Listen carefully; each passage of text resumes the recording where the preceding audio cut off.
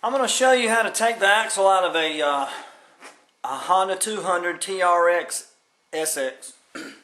This particular machine, I heard a crackling and popping noise, and the rear axle was,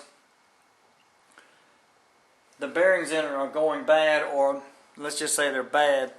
But if you can move the axle up and down, left or right, if it has play in it, what happens, it starts derailing your chain because the axle will not sit straight in its housing. So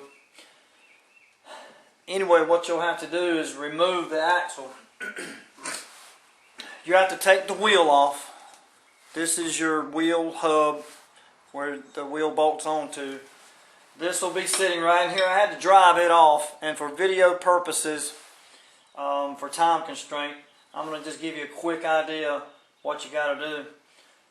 You got to drive, you got to take this little nut off. There's a little cap that's on here, a little cotter pin that goes into the corner down here. So you take all this off, this washer off, then what you're left with is this hub. And this one was on pretty tight. Now you can heat this up around here, which will expand the metal. And I've got a video on how to use a propane, a small torch. But this, anytime you heat something, you're going to expand. You're going to make it expand on the outside, so it'll expand it, make it come off.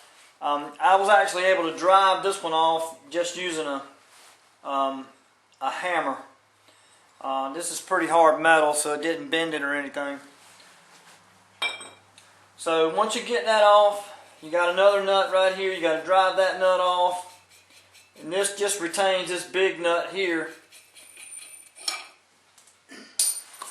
And I'm going to stop and start this video several different times for different time reasons.